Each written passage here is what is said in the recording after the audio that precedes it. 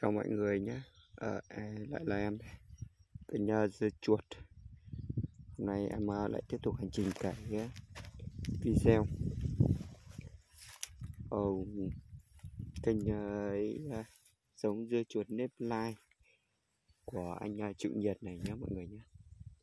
Đã thì em đang thực hiện cái clip khoảng tầm về 2 giờ trưa, 1 giờ chiều.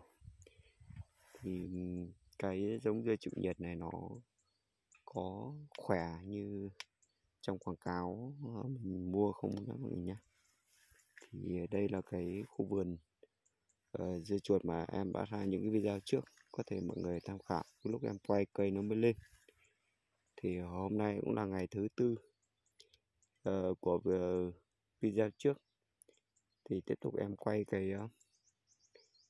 cái nội dung cho mọi người xem nhé. Thì xem là cái giống dưa chuột nó lên được cái mức nào, và nó có mùa này nó có thực sự là chịu được nhiệt hay không. Đấy.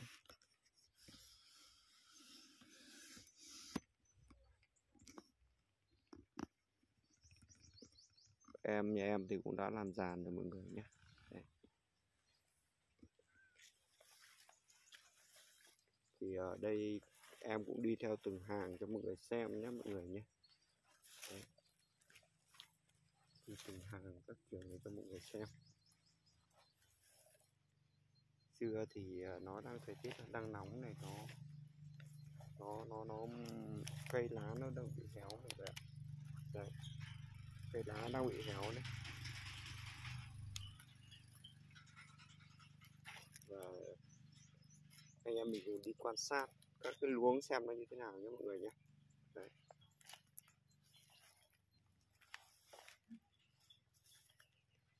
Xưa nó khá là lên cũng khá là khỏe mọi người nhé.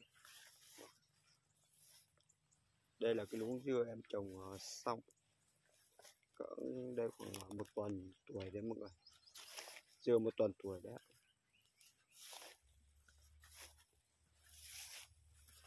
Thì buổi trưa này nó khá là nóng mọi người, khá là nóng, nên là nó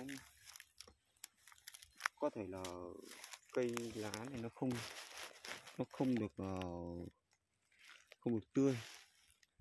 Buổi trưa này nó rất là nóng, có thể là nhà em lại phải tưới thêm mọi người nhé. Em lại phải tưới thêm nước để tạo cái độ ẩm tiếp cho cây dưa. Đây là toàn khu vực cây vườn nhà em trồng đấy mọi người. Đấy.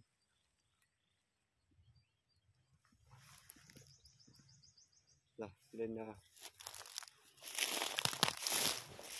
khu vườn dưa cho mọi người.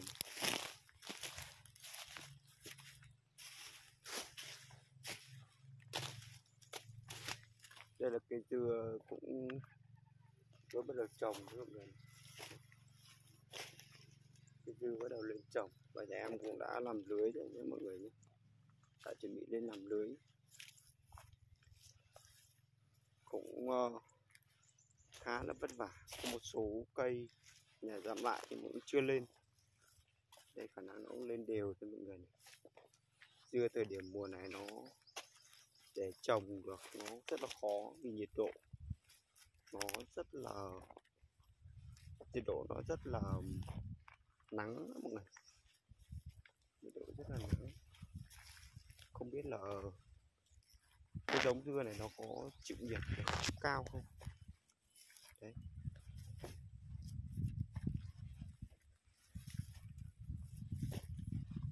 Em đi theo từng luống cho mọi người xem mọi người.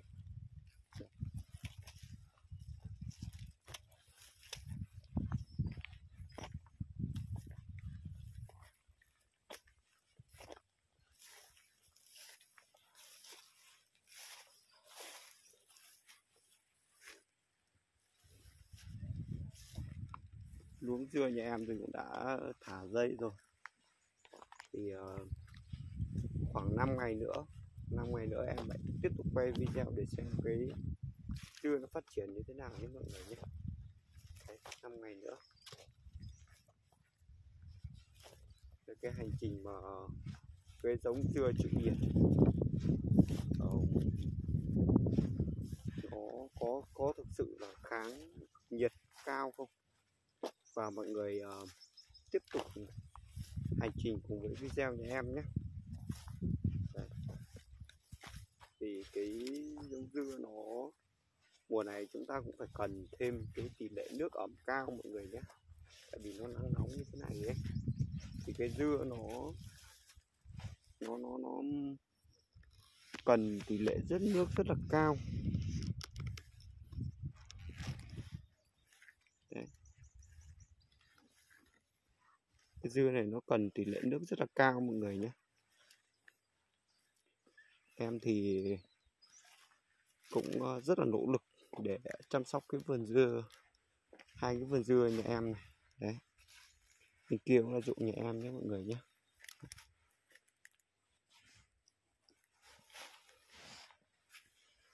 Khá là ok. Đây là cái trước mắt em là đấy là cái giống dưa dưa chuột nếp Nova đó mọi người. Nhưng giống dưa này nó chỉ trồng được mùa đông thôi, mùa hè thì nó lại không trồng được. Và nhà em đang kết cấu để trồng cái giống dưa chịu nhiệt này. Đấy. Em sẽ đi trên cái mặt luống này để các anh chị mình quan sát nhé. Để quan sát là nó lên có đều không. Đấy. Chưa rất là ok rồi mọi người nhé. Đi khá là chậm. Cái bạn này cũng dặn lại nhưng mà không lên mọi người ạ. Khả năng là nóng quá, nó mà mình trồng vào thời điểm nắng nóng quá nó không lên được đâu nhé mọi người nhé. Đây.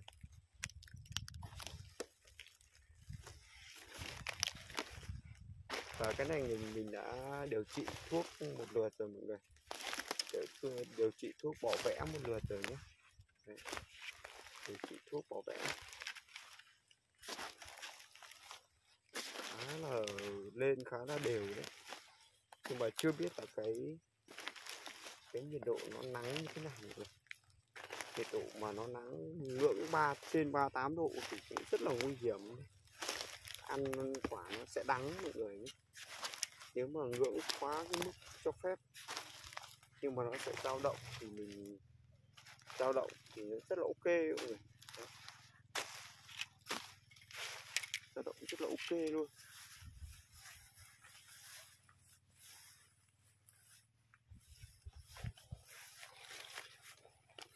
Đây bạn này cũng rất là khỏe đấy mọi người này. Đấy. Và chắc nhà em phải tỷ lệ phải cho bơm nước liên tục để cho bạn ấy có cái tỷ lệ nước. Cái vườn này em thấy là nó độ héo nó rất là độ héo của lá nó rất là cao, nó không được tươi mọi người ạ.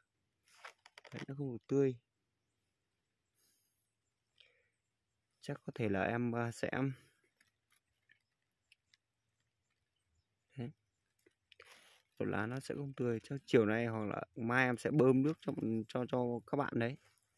Chứ mà nếu mà không bơm nước kịp thời là giống dưa nó đang thời kỳ phát triển này, nó không được lượng phân, không được lượng nước đó mọi người, nó sẽ bị yếu, cây ngay.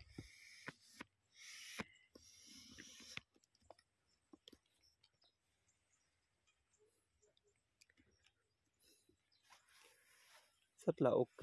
Nói chung là theo như em đánh giá thì giống này lên rất là ok mọi người nhé. Tỷ lệ nảy hạt khá là đều. Đấy, tỷ lệ nảy hạt khá là đều. Cây dưa bây giờ nó đang còn nhỏ ấy mọi người. Đấy. Và rất mong là mọi người quan tâm cái nội dung cái giống dưa chuột này thì em trồng thí điểm xem là năm nay nó có ra trái không, và nó ăn tỷ lệ nó có đắng hay không nhé.